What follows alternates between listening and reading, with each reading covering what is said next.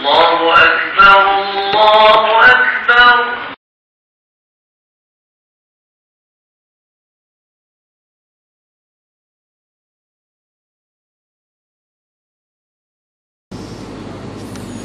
Bismillahirrahmanirrahim. Assalamualaikum warahmatullahi wabarakatuh. Alhamdulillahilladzi hadana bi ta'atihi wa jazruna an ma'siyatihi wa ashhadu an la ilaha illallahu bi wahdaniyatihi wa ashhadu anna Muhammadan abduhu wa rasuluh, amma ba'du. Hadirin jamaah muslimin wal muslimat rahimakumullah. Alhamdulillah, puji syukur kita kehadirat Allah atas segala nikmat yang telah diberikan kepada kita, sehingga dengan nikmat-nikmat itu Allah berikan kesempatan kepada kita untuk hadir di dalam masjid yang tidak lain adalah lissolati, laksanakan ibadah solat yang tentunya kita kerjakan dengan cara berjamaah. Semoga masjid yang sekarang kita duduk di dalamnya ini kelak di hadapan Allah akan menjadi saksi bahwa kita selama hidup di dunia termasuk golongan orang-orang yang soleh dan solehah. Amin ya rabbal alamin. Para jamaah yang dirahmati oleh Allah, melanjutkan pertemuan pada minggu-minggu yang lalu. Fa'idha syara'a fil qiraati falyakun sya'nuhu al-khusyu'a wa tadabbura indal qiraati. Tatkala kita hendak membaca Al-Quran, kata Imam Nawawi, maka hendaklah dalam keadaan khusyuk dan hendaklah bertadabbur dengan Al-Quran yang engkau baca. Maknanya tadabbur ini berangan-angan maknanya. Khusyuk maknanya apa? Khusyuk maknanya fokus sahaja dengan apa yang ia baca, tidak banyak gerak, tidak banyak tengok kiri, tengok kanan, tengok belakang ataupun depan. Khusyuk melihat apa yang ia baca, namanya khusyuk. Kalau orang baca Al-Quran sedikit-sedikit handphonenya berbunyi, tengok handphone, namanya tak khusyuk. Maka di awal-awal dikatakan bahwa tempat yang paling molek untuk membaca Al-Quran, tempat yang paling molek di mana kita nih, tempat yang molek di mana kita boleh membaca Al-Quran itu adalah di masjid. Kenapa? Tentu di masjid ini yang pertama akan lebih menjadikan diri kita khusyuk, sebab di masjid umumnya orang akan meletakkan handphone. Kalaupun handphone itu ia bawa, tentu ia akan matikan handphone itu. Berbeda ketika kita berada dekat rumah. Kemudian yang kedua, molek baca Al-Quran kita di masjid, karena selain mendapat pahala baca Al-Quran, kita mendapati pahala i'tikaf. Para jamaah yang dirahmati oleh Allah, waddalailu alaihi aksaru min antahsura. Adapun dalil-dalil yang menjelaskan perihal tentang baca Al-Quran dengan khusyuk, baca Al-Quran dengan berangan-angan maknanya itu sangat banyak sekali, sehingga tidak boleh disebutkan satu persatu. Wa asharu wa adharu min antuzkaro fahuwa al-maqsudu wal matlubu. Para jamaah yang dirahmati oleh Allah, adapun tujuan daripada khusyuk dan tadabbur, kata Imam An-Nawawi, tujuan membaca Al-Quran dengan keadaan khusyuk, dengan keadaan tadabbur berangan-angan maknanya, tujuannya adalah wabihi tangsyarihus suduru wa tastanirul qulubu. Tujuannya adalah baca Al-Quran dengan cara khusyuk, dengan cara tadabbur, itu boleh melapangkan dada kita. Apa maknanya melapangkan dada kita itu? Melapangkan, menjadikan dada kita ini apa? Menjadikan hati kita ini menjadi hati kita tenang. Watastanirul quluba, begitu juga boleh menerangi di dalam hati kita. Maka subhanallah tabarakallah, nanti akan ada cerita-cerita para sahabat yang membaca Al-Quran sampai menangis-menangis, bahkan sampai pingsan. Qala Allahu azza wa jalla, hal ini sesuai dengan firman Allah Ta'ala, afala yatadabbarunal Qur'an. Apakah engkau tidak berangan-angan? Afala yatadabbarunal Qur'an, apakah engkau tidak berangan-angan ketika membaca Al-Quran? yang bermakna di sini Allah bertanya kepada kita yang bentuknya perintah meskipun sifatnya tidak wajib. Ketika engkau membaca Al-Quran, apakah engkau tidak berangan-angan? Maksudnya Allah memerintahkan kepada kita untuk berangan-angan apa yang kita baca di dalam Al-Quran. Para jamaah yang dirahmati oleh Allah, waqad bata jama'atun minas salafi yatluna ayatun wahidatan yatadabbarunaha wa yuraddidunaha ila sobahi. Ada sebagian kelompok daripada para ulama-ulama salaf itu yang membaca Al-Quran satu ayat saja, bukan satu juzuk, satu ayat saja, tetapi yatadabbaruna wa yuraddidunaha, tetapi satu ayat ini dibaca diulang-ulang kemudian diangan-angan maknanya ila sobahi, sampai pada waktu subuh. Baca satu ayat, diulang-ulang ayatnya, diangan-angan maknanya, diresapi maknanya, itu sampai daripada waktu subuh. Subhanallah, tabarakallah. Para jamaah yang dirahmati oleh Allah, waqad sa'iqa jama'atun minas salafi 'indal qiraati wa mata jama'atun minhum halal qiraah. Begitu juga ada sebagian kelompok para ulama itu ketika membaca Al-Quran, karena dahsyatnya ayat yang ia baca, kemudian ia angan-angan sampai dalamnya, dia berangan-angan makna yang ia baca, itu sampai mata, sampai meninggal dunia.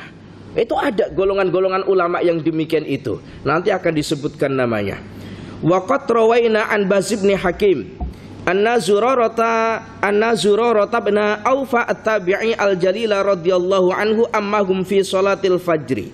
Faqara'a hatta idza balagha fa idza nuqira fin naqur fadzalika yauma idzin yaumun asir kharra maitan. Qala Bazun fakuntu fi man hamlahu. Diriwayatkan daripada Bahas bin Hakim, ada seorang tabi'in. Tabi'in itu siapa? Tabi'in itu adalah golongan selepas sahabat, dinamakan tabi'in. Jadi siapakah sahabat? Sahabat adalah orang yang hidup pada zaman baginda Nabi, yang pernah berjumpa langsung dengan baginda Nabi, dinamakan sahabat. Tabi'in siapa? Tabi'in adalah orang yang hidup pada zaman sahabat dan pernah menjumpa para sahabat yang pernah berjumpa dengan baginda Nabi, dinamakan tabi'in. Seorang tabi'in yang bernama Zurarah bin Aufa ini pernah suatu hari menjadi imam sholat fajar, yang dimana imam sholat subuh.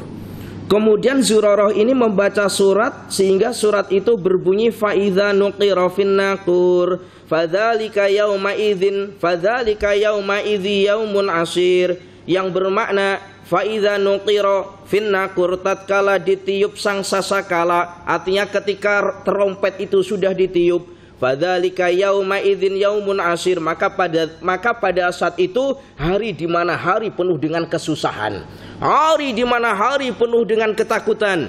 Ketika Zurarah membaca ayat ini, Masya Allah, Zurarah kharra maitan. Zurarah ini kemudian jatuh, lalu Zurarah ini terus meninggal dunia karena membaca ayat tadi. Ya Allah ya Karim, kalau kita macam mana? Kadang-kala kita baca Al-Quran yang ayat-ayat sifatnya azab saja masih sambil main handphone ini. Padahal sifatnya ayat azab, ayat ancaman-ancaman, tahdzib wa ta'dzib, tetapi kadang-kala kita masih senyum-senyum padahal ayat yang menjelaskan tentang azab. Para jamaah yang dirahmati oleh Allah, qala Bahas fakuntu fi man hamalahu. Kemudian dikatakan oleh Bahas ini termasuk tabi'in, di mana Bahas ini adalah orang yang membawa daripada Zurarah. Berarti cerita yang nyata. Jadi Bahas ini orang yang mengangkat daripada jasadnya Zurarah tadi itu. Ya Allah ya Karim. Para jamaah yang dirahmati oleh Allah, maka subhanallah, orang dalam keadaan sholat jatuh meninggal dunia, saya yakin matinya pasti dalam keadaan husnul khotimah. Saya pernah kenal dengan seseorang di Bangi sana. Orang ini Masya Allah tabarakallah, bukan pengurusi masjid, bukan. Tetapi hari-hari dia ini bila pagi atau tengah hari itu selalu membersihkan tandas masjid. Padahal bukan pengurusi masjid, jamaah biasa. membersihkan tanda sebelum sholat zuhur itu, membersihkan tanda sapa semacam itu. Ketika sholat zuhur, sholat berjamaah, ketika sujud yang lain berdiri sampai yang lain tahiyat, assalamualaikum, assalamualaikum. Orang ini masih sujud, terus ternyata meninggal dunia dalam keadaan sujud. Hari-hari istiqomah khidmah dekat masjid. Subhanallah, tabarakallah. Para jamaah yang dirahmati oleh Allah. Wa kana Ahmad bin Abil Hawari radhiyallahu anhu. Wa huwa, ada seorang ulama yang bernama Ahmad bin Abil Hawari. Yang mana Ahmad bin Abil Hawari ini adalah seorang pembesar negara Syam. Kama qala Abul Qasim Al-Junaidu rahimahullahu taala, hal yang demikian itu juga pernah diceritakan oleh Abul Qasim Al-Junaid. Idza quri'a indahul Qur'an yasihu wa yas'aku. Jadi beliau Ahmad bin Abil Hawari, seorang pembesar di negara Syam, yang mungkin seorang pejabat di negara Syam, itu kalau dibacakan Al-Quran, ketika dia sakit kemudian dibacakan Al-Quran, itu terus sembuh. Jadi ketika sakit itu bukan pergi ke hospital, bukan cari obat, bukan, tetapi minta orang untuk membaca Al-Quran di sampingnya. Ketika sudah dibacakan Al-Quran, dia terus sembuh. Coba ini kira-kira kita coba. Nah ini, kalau kita sakit kemudian kita suruh orang lain atau anak kita suruh baca Al-Quran, kira-kira sembuh atau justru lebih sakit lagi? Para jamaah yang dirahmati oleh Allah, yang demikian ini memang nyata, memang nyata. Maka kalau semisal ada orang, Al-Quran itu kan bacaan yang di mana-mana tempat itu molek kita baca. Contohnya begini. Ketika ada orang sehat dibacakan Al-Quran molek. Ketika ada orang sakit dibacakan Al-Quran juga molek. Bahkan ketika orang mati itu dibacakan Al-Quran juga molek. Tetapi ayat-ayat yang dibaca ketika orang-orang sakit atau ketika orang sakit ini ya sesuai dengan ayat-ayat yang menggembirakan. Jangan kemudian yang dibacakan ayat-ayat sedih. Umpama begini, kalau ada orang mati itu biasanya dibacakan surat apa? Surat Yasin, betul ya? Kalau ada orang mati dibacakan surat Yasin. Ada orang sakit kita datang lalu dibacakan tahlil dan Yasin. Itu kira-kira macam mana?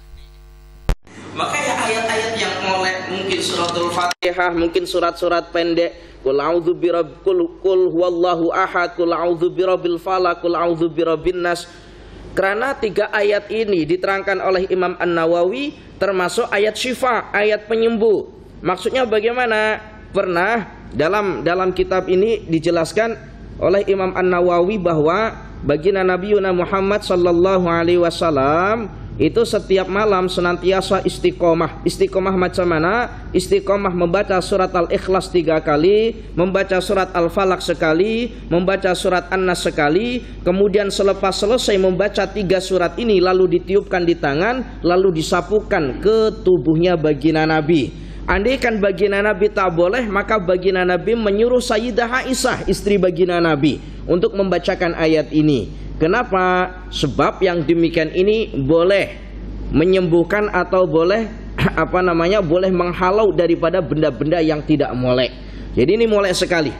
Sebelum kita tidur khasnya, sebelum kita tidur malam, kita baca, baik yang perempuan atau yang laki-laki, baca surat Al-Ikhlas 3 kali, kemudian qul a'udzu birabbil falaq sekali, qul a'udzu birabbin nas sekali, kemudian kita tiupkan. Atau semisal kita tiupkan dekat air. Bila sakit semisal kita tiupkan dekat air kemudian kita minum. Kita minum.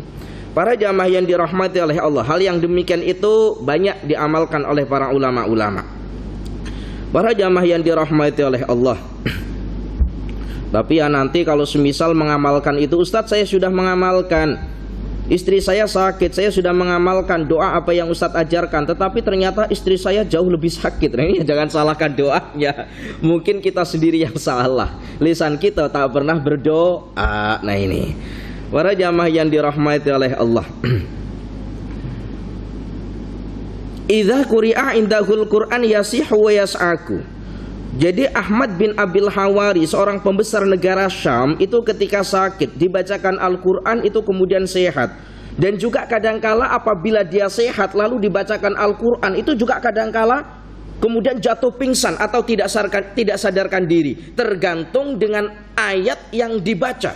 Kalau ayat itu yang dibaca menjelaskan perihal tentang berita-berita gembira yang oleh Allah berikan kepada kita, maka terus sehat. Tetapi apabila ayat yang dibaca itu menerangkan tentang ayat-ayat azab, ayat-ayat ancaman Allah, maka dia terus langsung jatuh dalam keadaan pingsan. Ya Allah ya Karim. Para jamaah yang dirahmati oleh Allah, para jamaah yang dirahmati oleh Allah, wa qala as-sayyidu al-jalilu dzul mawahib wal ma'arif Ibrahim al-Khawasu radhiyallahu anhu, dawaul qalbi khamsatu asya. Dikatakan oleh Sayyid al-Jalil dzul mawahib, bahwa dikatakan oleh beliau dawaul qalbi khamsatu asya, obatnya hati itu ada 5 perkara. Apa saja 5 perkara yang menjadi obat hati atau obat penawar hati? Yang pertama, qiraatul Qur'ani bitadabburi, membaca Al-Qur'an dengan tadabbur, membaca Al-Qur'an dengan berangan-angan. Sehatnya jasad kita itu, jadi jasadnya ruh kita atau sehatnya ruh kita atau sehatnya hati kita itu sangat boleh berpengaruh terhadap jasad zahir kita. Jadi sehatnya batin kita atau hati kita itu boleh berpengaruh kepada sehatnya zahir. Maka oleh sebab itu para jamaah yang dirahmati oleh Allah, jom kita tidak ada yang boleh melegakan hati kita kecuali dengan berzikir, membaca Al-Quran, bersalawat kepada baginda Nabi. Tatkala hati kita risau, perbanyaklah baca Al-Quran. Tatkala mungkin badan kita kurang sehat, perbanyaklah mendengar Al-Quran atau perbanyaklah baca Al-Quran. Insya Allah akan menjadi sehat tubuh kita. Para jamaah yang dirahmati oleh Allah, dawaul qalbi khamsatu asya, kata Sayyid al-Jalil dzul mawahib. Yang pertama, qiraatul Quran bitadabburi, membaca Al-Quran dengan berangan-angan. Ustadz, saya ini baca Al-Quran, jangankan berangan-angan, baca Al-Quran saja banyak yang salah. Macam mana Ustadz? Paham ya ini ya? Macam mana kami ini boleh berangan-angan membaca Al-Quran? Baca Al-Quran saja banyak yang salah. Para jamaah yang dirahmati oleh Allah, jadi takkanlah kita tak boleh satu ayat ataupun satu kalimat, 2 kalimat, takkanlah mungkin kita tidak faham maknanya.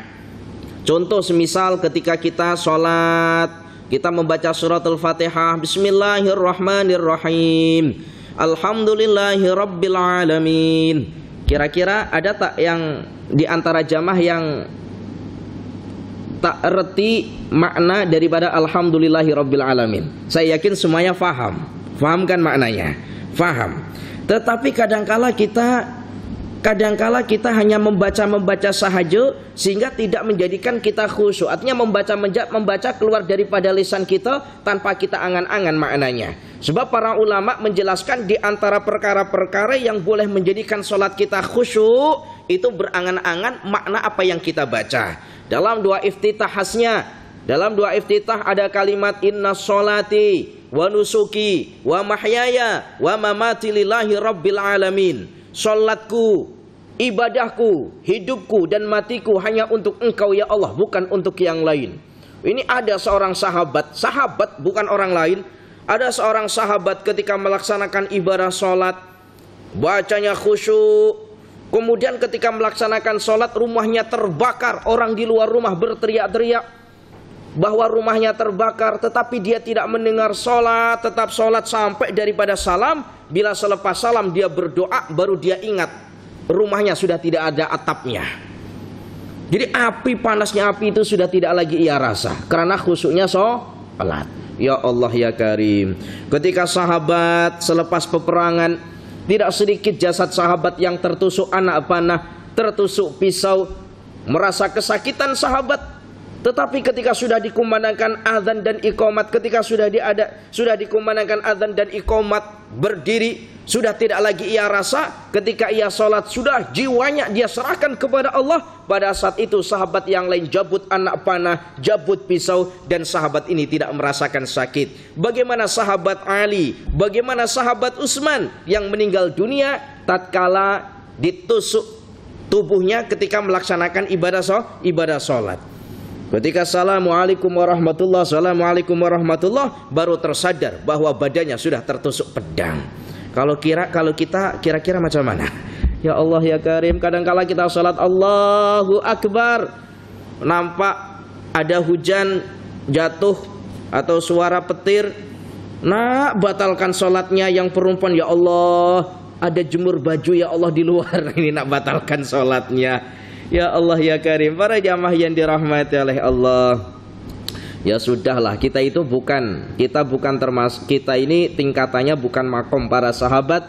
Tentu kita tak boleh tentu tak boleh seperti para sahabat, tapi setidak-tidaknya kita boleh mengambil ibarat atau mengambil pengajaran seperti halnya para sahabat. Para jamaah yang dirahmati oleh Allah. Kemudian yang kedua, kata Sayyid Al-Jalil Dzul Mawahib yang menjadi obat penawar hati, yang pertama qiraatul Quran bit tadabburi, membaca Al-Quran dengan tadabbur, dengan berangan-angan. Kemudian yang kedua, wa khalaul batni, mengkosongkan batin. Mengkosongkan batin ini bermakna apa? Sebagian ulama mengatakan makna daripada mengkosongkan batin ini adalah berpuasa maknanya. Kemudian sebagian ulama menjelaskan bukan hanya berpuasa, tetapi mensedikitkan makan. Karena dengan cara memperbanyak makan, meskipun dia ini tidak puasa, tetapi makannya ini banyak, itu justru menjadikan ibadahnya tidaklah semangat, justru menjadikan ibadahnya lemah. Contoh semisal bulan puasa, pada bulan puasa 1 hari penuh kita tidak makan, tidak minum. Ketika sudah berkumandang azan maghrib, Allahu Akbar, Allahu Akbar, biasanya kita terus makan kenyang, atau kita makan hanya ala sekadarnya saja. Biasanya terus makan terus kenyang. Bila makan kenyang, kira-kira nanti sholat isya dan sholat tarawihnya semangat apa justru mengantuk? Gimana? Mengantuk. Oh, yang mengantuk berarti ini pengalaman ini. Biasanya malah mengantuk. Maka para jamaah yang dirahmati oleh Allah, ini sebentar lagi bulan puasa. Kalau sudah berkumandangan azan maghrib macam itu, jangan terus kita penuhi perut kita. 1/3 digunakan untuk makanan, 1/3 digunakan untuk minuman, 1/3 digunakan untuk angin. Jangan kita penuhi dengan makanan dan minuman yang pada akhirnya pada akhirnya malas untuk melaksanakan ibadah. Kan tidak sedikit. Baci, bakpo tak sholat taraweh. Jawabnya, kekenyangan. Kenyang perut. Nah ini, para jamaah yang dirahmati oleh Allah. Kemudian yang ketiga, kata As-Sayyid Al-Jalil Dzul Mawahib yang menjadi obat penawar hati, wa qiyamul lail, bangun di waktu malam. Nah ini, kadangkala kita ini nak melaksanakan qiyamul lail ini menunggu Ustadz, qiyamul lail nantilah, tunggu 10 terakhir daripada bulan puasa afdol. Betul kan? Ustadz, tunggulah nanti qiyamul lail 10 terakhir bulan Ramadan afdol. Tunggu. Ternyata apa? 10 terakhir daripada bulan Ramadan ternyata juga tidak melaksanakan qiyamul lail. Selagi sempat laksanakan, tak payah tunggu-tunggu. Sebab kadangkala bila tunggu-tunggu macam itu justru tidak dilaksanakan. Kenapa? Umumnya atau mayoritinya, kalau 20 terakhir daripada bulan Ramadan itu yang ramai bukan masjid, yang ramai bukan surau, yang ramai mana? Yang ramai pasar-pasar malam. Betul. Yang bilang betul pengalaman pergi pasar malam ini. Para jamaah yang dirahmati oleh Allah, ya Allah ya Karim. Ini sebentar lagi ya bulan Ramadan, perbanyak qiyamul lail. Qiyamul lail itu apakah harus berupa sholat malam, Ustadz? Pada jauh pertemuan yang lalu pernah Ustadz jelaskan, yang dinamakan qiyamul lail, kata Imam Nawawi, itu tidak harus berupa sholat malam. Apapun ibadah yang dikerjakan di waktu malam itu dinamakan qiyamul lail. Cuman umumnya orang mengetahui kalau qiyamul lail itu berupa sholat malam. Ada sholat tahajudnya, ada sholat tasbihnya, ada sholat istikharahnya, ada sholat taubatnya, dan sholat sunnah-sunnah yang lain. Tapi tidak harus demikian, kata Imam An-Nawawi. Apapun ibadah apabila dikerjakan di waktu malam, maka itulah yang dinamakan qiyamul lail. Kita ngantuk semisal malam, atau dingin nak sholat, nak pergi ambil air wudhu semisal, kemudian kita sholat sejuk sangat semisal, ya sudahlah dengan cara kita zikir atau baca Al-Quran di atas katil kita atau di atas tilam kita semacam itu pun juga termasuk qiyamul lail. Kemudian yang keempat, kata As-Sayyid Al-Jalil Dzul Mawahib, wa tadarru'u 'inda sahari. Apa maknanya wa tadarru'u 'inda sahari? Keempat atau nomor 4 yang menjadi obat penawar hati, wa tadarru'u 'inda sahari, berzikir di waktu sahur, yang bermakna berzikir sebelum waktu sholat subuh. Ini kadang-kala minta maaf, bulan puasa ini bila selepas bertasahur itu kebanyakan tidur. Betul, kebanyakan tidur. Padahal di waktu-waktu sebelum subuh itu adalah waktu-waktu yang mustajabah, yang andai kata kita berdoa di hadapan Allah, insya Allah Allah akan kabulkan doa kita. Maka para jamaah yang dirahmati oleh Allah, jadi waktu-waktu mustajabah yang pertama sebelum subuh, kemudian yang kedua selepas subuh, sampai daripada matahari naik kira-kira seujung tombak. Kalau misal kita nak tidur di waktu pagi, tidurlah selepas matahari. Itu umpama kalau misal kita bawa kayu, kita nak lempar kayu semacam itu. Ini umpama matahari sudah di atas sana. Itu baru silahkan tidur. Sebelum itu jangan tidur. Kenapa? Sebab ada satu hadis yang mengatakan bahwa as-subhu tamna'ur rizqa. Tidur di waktu pagi itu boleh mencegah daripada rizki. Paham ya ini ya? Tidur di waktu pagi itu boleh mencegah daripada rizki. Maka dulu orang tua kita itu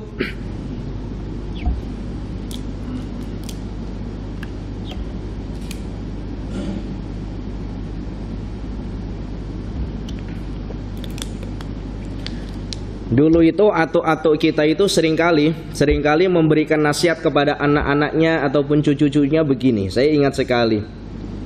Nah, jangan tidur di waktu pagi, rizkinya dimakan ayam. Pernah mendapati nasihat ini? Jangan tidur di waktu pagi, rizkinya dimakan ayam. Itu ya sesuai dengan tadi itu. Jangan tidur di waktu pagi, sebab tidur di waktu pagi itu boleh mencegah daripada datangnya rizki. Kemudian yang kelima wa mujalasatu shalihin, kata As-Sayyid Al-Jalil Dzul Mawahib wal Ma'arif. Obat penawar hati yang kelima adalah wa mujalasatu shalihin, berkumpul atau duduk dengan golongan orang-orang soleh. Berkumpul atau duduk dengan golongan orang-orang yang soleh. Kita berkumpul saja, duduk di hadapan orang soleh, meskipun kita tidak berinteraksi, meskipun kita tidak berbicara dengannya, berkumpul saja, itu hati kita sudah tenang. Maka para jamaah yang dirahmati oleh Allah, hati kita sudah tenang. Ini minta maaf ya. Biasanya kalau semisal ada orang soleh, ada habaib, semisal habib atau syekh siapa semisal datang di mana semisal, kemudian berebut untuk bersalaman. Bersalaman itu ya molek. Bersalaman dengan habaib atau orang-orang soleh itu ya molek. Tetapi apabila di hadapan itu sudah berebut untuk bersalaman, itu selayaknya kita tak payah berebut untuk bersalaman. Tengok wajahnya saja itu sudah wusul. Tengok wajahnya saja itu sudah menjadikan hati kita tenang. Justru bila kita berebut, nanti justru menjadikan beliau payah. Faham ya ini ya? Beliau payah melayani, yang menjadikan nanti tidak ridhonya beliau terhadap diri kita. Jadi tengok kalau sudah banyak orang berebut, ya sudah, kita tak payah berebut untuk bersalaman. Cukup tengok saja, kemudian kita bacakan suratul Fatihah untuk beliau, itu sudah sangat molek sekali. Para jamaah yang dirahmati oleh Allah, faslun fi istihbabi tardidil ayati litadabburi. Fasal menjelaskan tentang sunnahnya bertadabbur ketika kita membaca ayat Al-Quran. Qad qaddamna fil fasli qablahu al-hassa ala tadabburi wa bayana mawqi'ihi wa ta'aththur salafi bihi. Wa rawaina an Abi Dzar radhiyallahu anhu qala qama an-nabiyyu sallallahu alaihi wasallam bi ayatin yuraddiduha hatta asbaha. Itu ada satu riwayat yang diriwayatkan oleh Abi Dzarin, yang mana baginda Nabiuna Muhammad sallallahu alaihi wasallam membaca ayat-ayat tertentu, yang mana ayat ini dibaca oleh baginda Nabi diulang-ulang hatta asbaha, sehingga sholat subuh, sehingga pagi. Termasuk ayat yang diulang-ulang oleh baginda Nabi itu adalah ayat in tu'adzibhum fa innahum ibaduk. Maknanya apa? In tu'adzibhum, bila engkau ya Allah mengazab mereka, fa innahum, maka sungguh mereka ibaduka, itu adalah hamba-hambamu. Ya Allah, bila engkau mengazab mereka ya Allah, maka sungguh mereka itu adalah hamba-hambamu. Sayangnya baginda Nabi kepada kita itu sampai demikian. Sampai demikian baginda Nabi itu diulang-ulang ayat ini hatta asbah, sehingga subuh. Ya Allah ya Karim. Kemudian ada ayat yang lain, wa an Tamimin ad-Dari radhiyallahu anhu annahu karrara hadhil ayata hatta asbaha am hasibal ladzina istarahu sayyiati an naj'alahum kal ladzina amanu wa 'amilus shalihat. Ayat ini oleh baginda Nabi juga diulang-ulang hatta asbaha, sehingga subuh. Ayat ini menjelaskan tentang apa? Menjelaskan tentang am hasibal ladzina. Apakah layak mereka-mereka yang melakukan perbuatan keburukan itu dijadikan seperti mana orang-orang yang beriman dan beramal soleh? Apakah layak orang-orang yang melakukan perbuatan keburukan kemudian dijadikan atau diumpamakan atau diserupakan dengan orang-orang yang beriman dan beramal soleh? Tentu tidaklah sama. Dalam surat Sajdah yang mungkin kita hafal, dalam surat Sajdah itu ada ayat begini, afaman kana mu'minan kaman kana fasiqan la yastawun ammal ladzina amanu wa 'amilus shalihati falahum jannatul ma'wa nuzulan bima kanu ya'malun wa ammal ladzina fasaku fama'wahumun nar kullama aradu an yakhruju minha u'idu fiha wa qila lahum dzuqu 'adzaban naril ladzi kuntum bihi tukadzibun. Dalam surat Sajdah yang biasa dibaca pada waktu sholat subuh pada hari Jumat. Apakah sama antara orang-orang yang beriman dengan orang-orang yang fasik? Tentu tidak sama. Ini orang fasik, bukan orang-orang kafir. Orang fasik dengan orang yang beriman itu tidak sama. Kalau orang yang beriman maka akan dimasukkan ke dalam surga, sementara orang yang fasik itu akan dimasukkan ke dalam neraka. Siapakah orang fasik itu? Apakah orang yang tidak beriman? Beriman, tetapi imannya hanya di lisan saja, mengetahui akan hukum-hukum agama, mengetahui akan larangan-larangan agama, tetapi justru yang dilarang oleh Allah ia kerjakan. Namanya orang fasik ataupun golongan orang munafik. Para jamaah yang dirahmati oleh Allah, semoga kita termasuk golongan orang-orang yang soleh, bukan termasuk golongan orang yang fasik atau orang munafik. Amin ya rabbal alamin. Para jamaah yang dirahmati oleh Allah. Wa an Abbad bin Hamzah qala dakhaltu ala Asma. Ini justru luar biasa lagi, ada satu hadis diceritakan daripada Abbad bin Hamzah, dakhaltu ala Asma radhiyallahu anha wa hiya taqra. Pernah suatu hari Abbad bin Hamzah ini berkunjung di rumahnya Asma, yang mana Asma ini tengah membaca Al-Quran, yang pada saat itu ayat yang dibaca oleh Asma, famannallahu alaina wa waqana adzabas samum. Famannallahu alaina, semoga Allah mengurniakan kepada kita, wa waqana adzabas samum, dan semoga Allah memelihara kita daripada neraka samum. Ayat ini dibaca oleh Asma. Pada saat itu Abbad bin Hamzah ziarah ke rumahnya Asma. Sampai di rumahnya Asma, ternyata Asma ini tengah membaca Al-Quran, yang kebetulan Asma ini membaca ayat famannallahu alaina wa waqana adzabas samum. Fawaqafat indaha faja'alat tu'iduha wa tat'u fatala alayya dzalika fadhahabtu ila suqi faqadaitu hajati thumma raja'tu wa hiya tu'iduha wa tat'u. Jadi ketika Asma ini membaca ayat ini, kebetulan Abbad ini singgah di rumahnya dan mendengar bahwa Asma membaca ayat ini. Kemudian selepas membaca ayat ini, satu ayat ini, kemudian berdoa, doanya lama sekali.